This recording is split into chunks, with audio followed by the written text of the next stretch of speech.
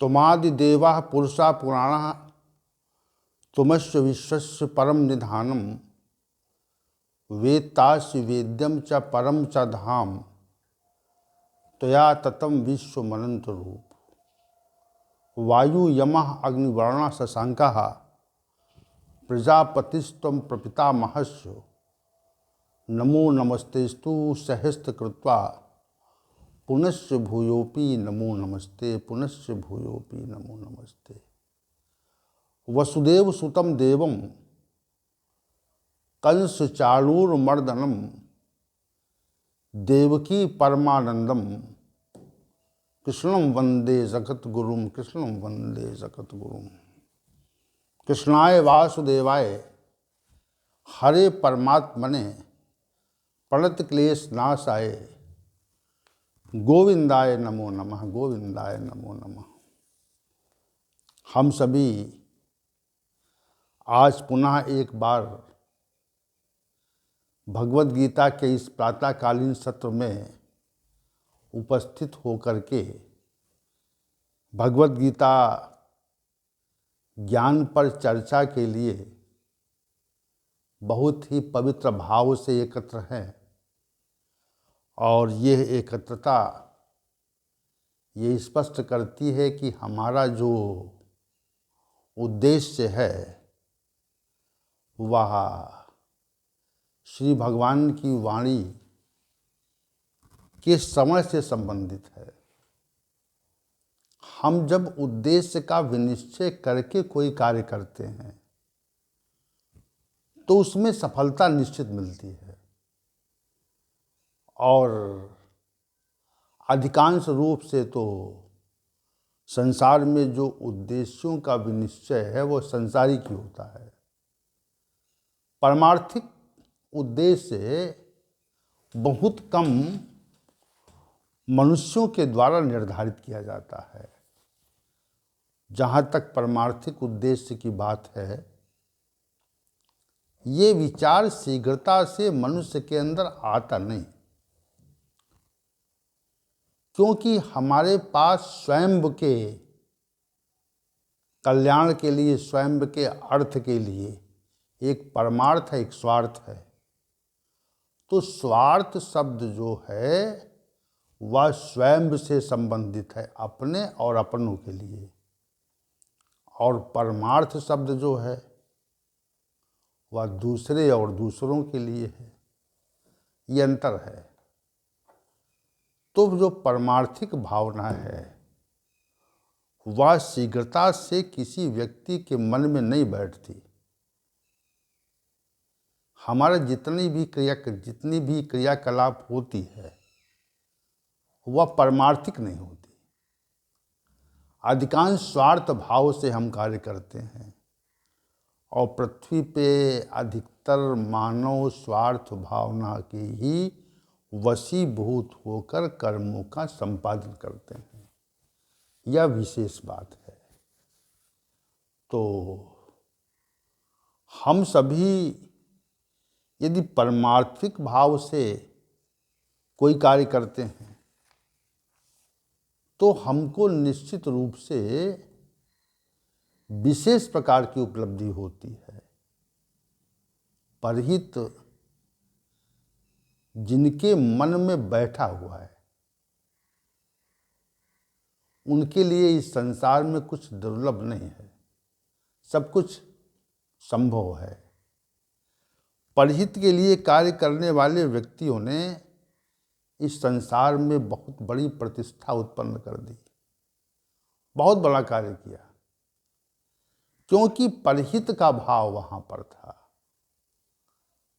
तो परमार्थिक कार्य ही विशिष्ट है और परमार्थिक कार्य का जो उदय होता है वह वास्तविक रूप से भगवद गीता ज्ञान के उपरांत ही होता है। इसलिए हम भगवद गीता ज्ञान पर विशेष चर्चा का आयोजन करते हैं। आइए चलते हैं आज के सत्र के विषय की ओर। अध्याय संख्या 18 और श्लोक संख्या 6।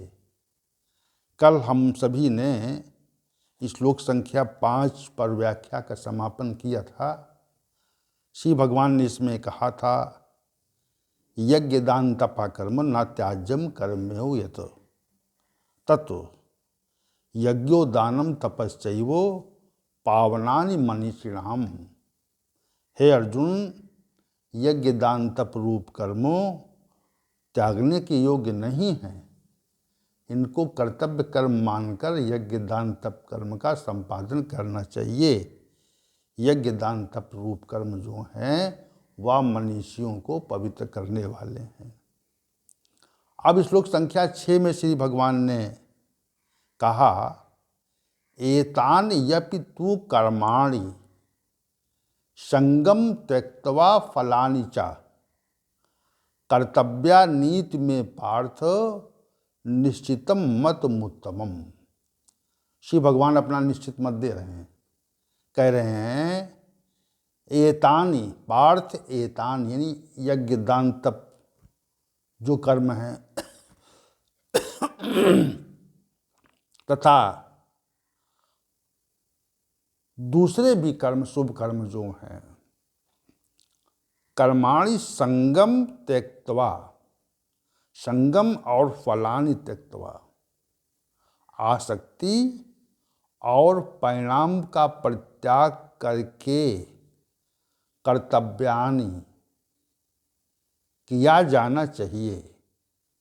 इत में निश्चितम उत्तमम मतम, ऐसा मेरा निश्चित मत है। श्री भगवान ने ये जो बात कही यहाँ पर, ये विशेष बात है। विशेष बात इसलिए है क्योंकि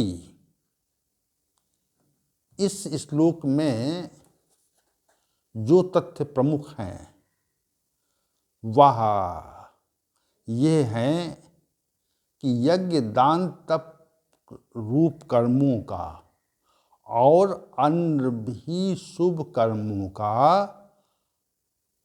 आसक्ति और परिणाम का परित्याग करके संपादन करना चाहिए। तो यहाँ पर दो बातें प्रमुख हैं। एक तो संगम त्यक्त्वा है और दूसरा फलानि त्यक्त्वा है, जिस पर पहले भी चर्चा हुई है, लेकिन यहाँ पर एक और बात श्री भगवान ने कह दी, संगम त्यक्त्वा, आसक्ति का परित्याग करके, कर्तव्यानि, हमारा यज्ञ दान तप करना कर्तव्य है, कर्तव्यानि करना चाहिए, ये हमारा निश्चित मत है। श्री भगवान ने पहले श्लोक संख्या 2-3 में 4 प्रकार के विद्वानों के मतों का निश्चित रूप से वर्णन किया था और 4 तरह के मत श्री भगवान ने प्रस्तुत किए थे। अब यहाँ पर श्री भगवान अपना निश्चित मत दे रहे हैं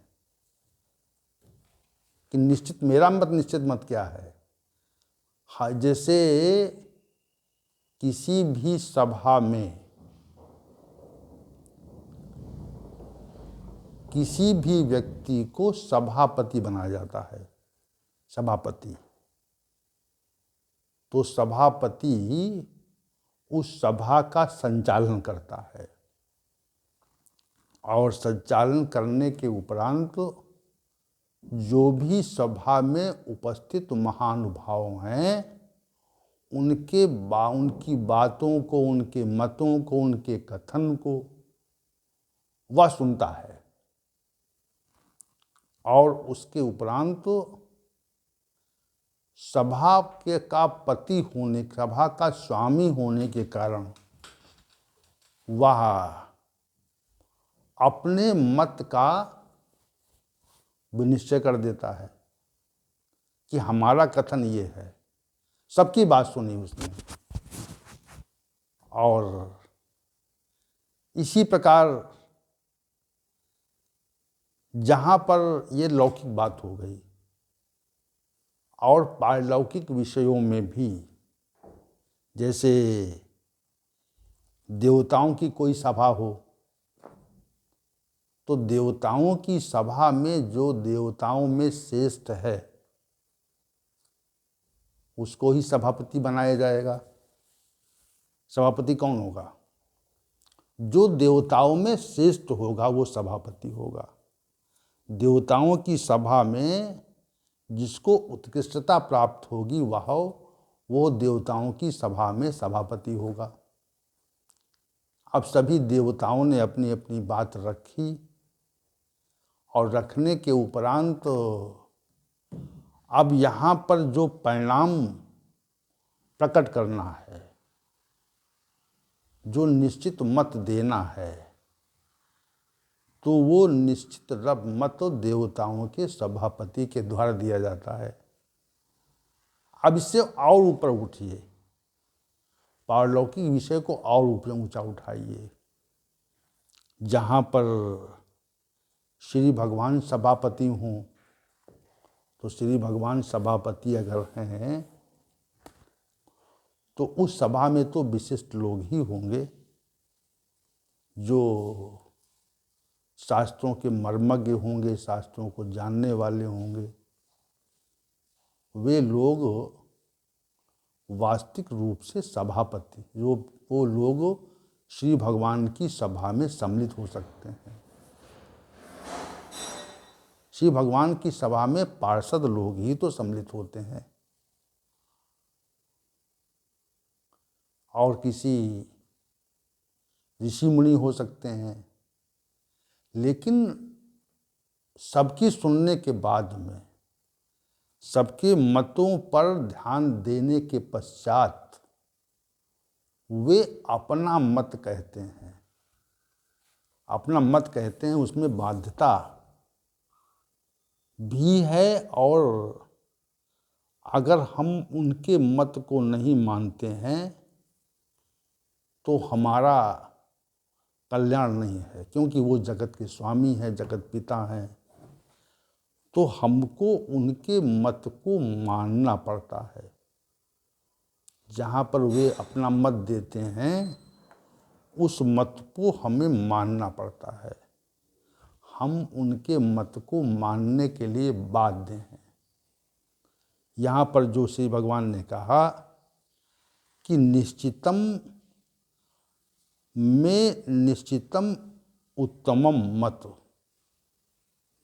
ये मेरा उत्तम मत है, विशिष्ट मत मैं दे रहा हूँ, विशिष्ट बात कह रहा हूँ, ये कोई अविशिष्ट बात नहीं है, उत्तम बात हम कह रहे हैं, हमारा निश्चित मत है। इसके पहले क्या कहा? ये कहा कि यज्ञ दान तप रूप जो कर्म है वह और जो भी शुभ कर्म है उनमें आसक्ति का परित्याग हो और परिणाम का परित्याग हो, दो बातें कही। तो चूंकि परिणाम के परित्याग के संबंध में हम सभी ने बहुत विचार किया, अब यहाँ पर एक दूसरी बात श्री भगवान के द्वारा प्रस्तुत की गई और कहा कि आसक्ति का भी परित्याग होना चाहिए। जब तक आसक्ति का परित्याग नहीं होगा तब तक कर्म फल का भी परित्याग नहीं होता। अब आसक्ति संगम का है ना, संगम माने होता है आसक्ति, आसक्ति का परित्याग होना चाहिए। और तो यज्ञ दान तप रूप कर्म में और शुभ कर्मों में आसक्ति का परित्याग, और दूसरा परिणाम का परित्याग, दोनों बातें हैं। तो आसक्ति का परित्याग क्या है? हम संसार में कुछ व्यक्तियों, कुछ वस्तुओं, कुछ स्थितियों और विषय भोगों की ओर आकर्षित रहते हैं, होते हैं और रहते हैं, दोनों बातें हैं। हमारा जो आकर्षण है वह कतिपय वस्तुओं, व्यक्तियों और स्थितियों की ओर रहता है, विषय भोगों की तरफ रहता है। तो चार बातें हो गई मिला करके। जैसे हमारा आकर्षण किसी विशिष्ट पद की ओर होता है, पद प्राप्ति की आकांक्षा रहती है कि हमारा आकर्षण उधर रहता है, तो हम उसके लिए प्रयास करते हैं। हमारा आकर्षण धन को प्राप्त करने के लिए रहता है, तो हम धन में आसक्त हो जाते हैं। संपत्ति प्राप्त करने के लिए रहता है, तो हमारी जो आसक्ति है वो संपदा में हो जाती है। ऐश्वर्य प्रतिष्ठा के लिए रहता है, तो हमारी आसक्ति ऐश्वर्य प्रतिष्ठा में हो जाती है। किसी व्यक्ति विशेष के प्रति आकर्षण रहता है, तो हम व्यक्ति विशेष के प्रति आसक्त हो जाते हैं। किसी विशेष विषय भोग की ओर आकर्षण रहता है, तो हम किसी विषय भोग की ओर आसक्त हो जाते हैं। संगम आसक्ति रहती है। और जब तक मनुष्य की संसार में वस्तु, व्यक्ति, स्थिति और विषय भोगों की ओर आसक्ति रहती है, तब तक वो स्वार्थपरक कार्य करता है, स्वार्थपरक कार्य करता है। क्योंकि जहाँ पर आसक्ति का भाव है, जहाँ पर हम आसक्त हैं, सहज भाव लीजिए इसमें आप, जहाँ पर हम आसक्त हैं, तो हमारी जो क्रियाएं हैं वह उसी के लिए होती हैं। ये आसक्ति का मूल मंत्र है या सिद्धांत कहिए इसको आप। आसक्ति का सिद्धांत क्या है? आसक्ति का सिद्धांत ये है कि हम जहाँ पर भी जिधर भी आकर्षित होते हैं, तो जिधर आकर्षित होते हैं उधर हम आसक्त होते हैं। जीवन कहाँ जाता है?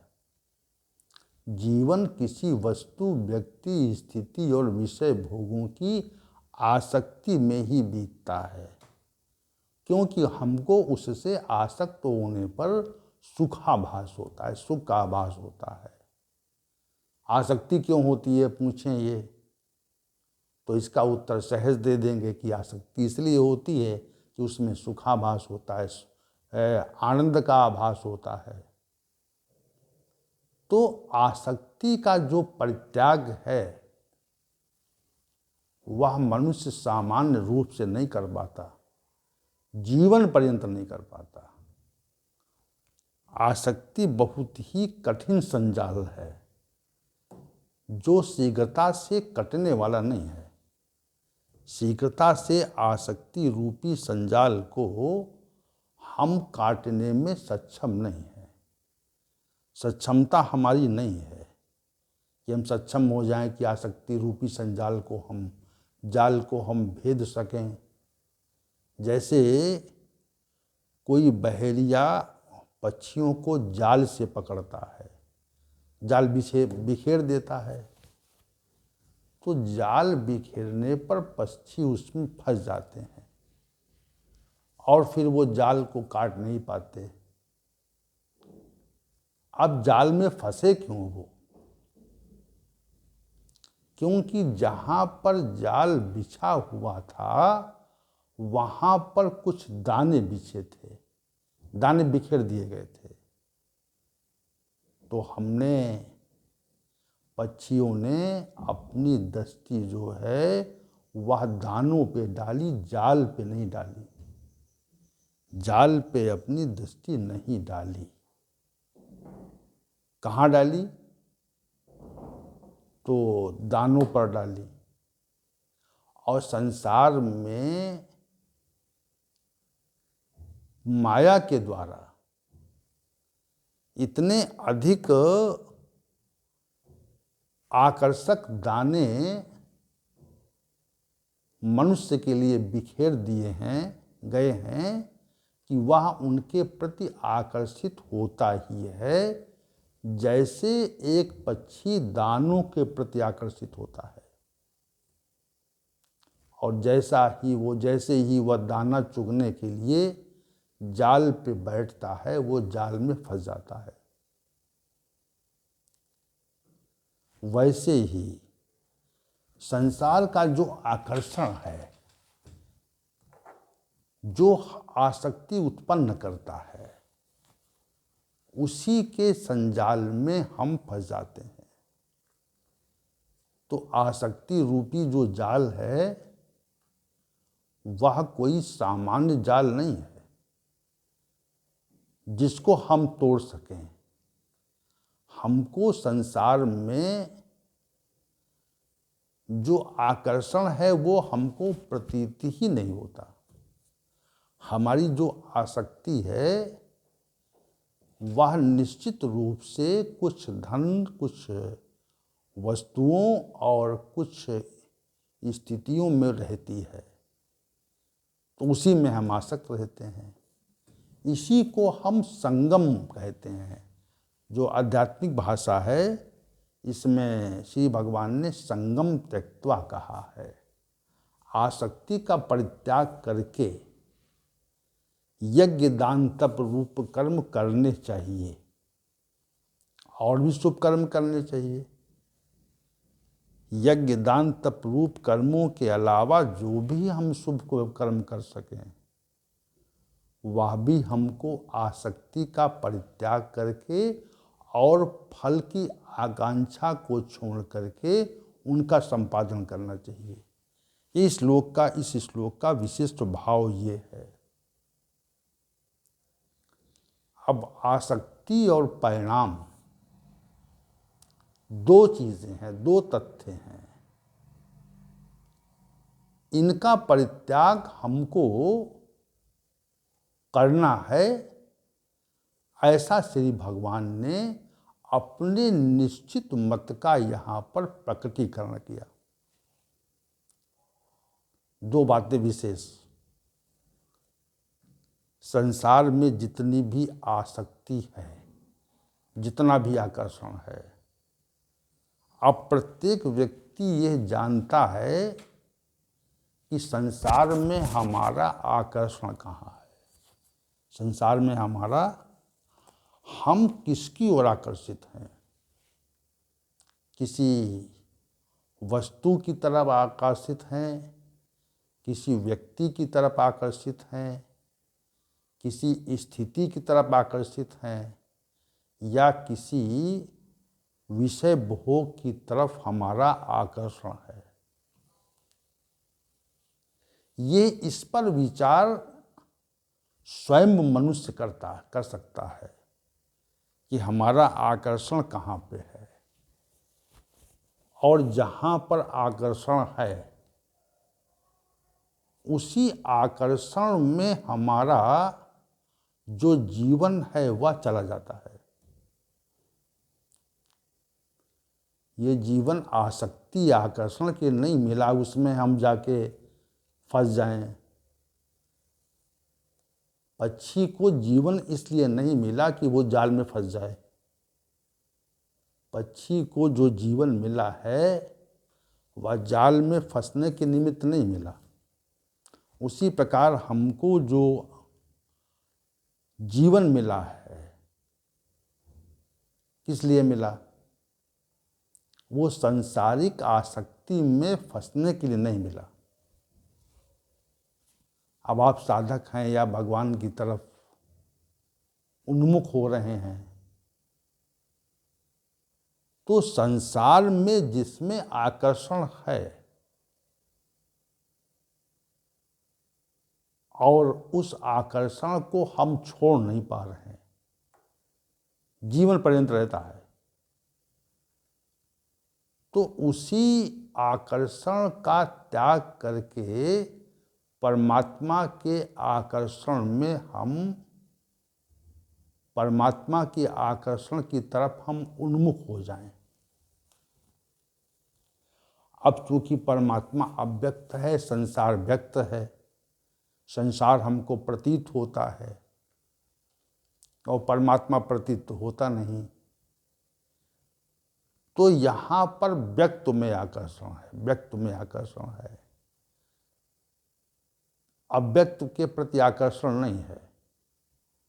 हमको जो मानव जीवन मिला हुआ है ये हमको व्यक्त में आकर्षण के परित्याग के लिए और अव्यक्त में आकर्षण उत्पन्न करने के लिए मिला हुआ है।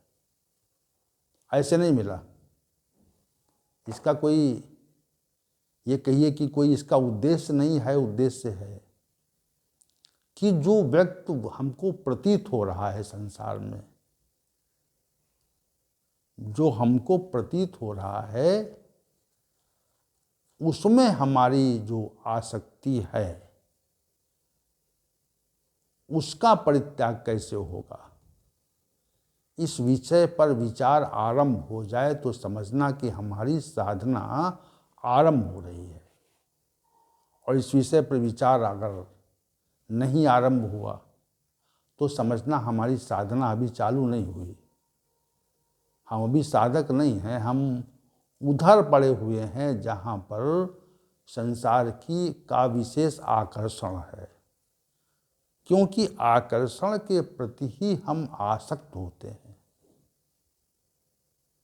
इसलिए श्री भगवान ने अपने निश्चित मत का प्रकटीकरण करते हुए ये बात कही, संगम त्यक्त्वा, संगम आसक्ति का परित्याग करके। अब साधक विचार करे कि हमने कितनी आसक्ति छोड़ी और किस मात्रा में हमारे अंदर किस वस्तु, व्यक्ति, स्थिति और विषय भोग के प्रति आकर्षण है। आकर्षण जब तक रहेगा तब तक हम परमात्मिक आकर्षण में नहीं फंस सकते, क्योंकि मन एक है, बुद्धि एक है।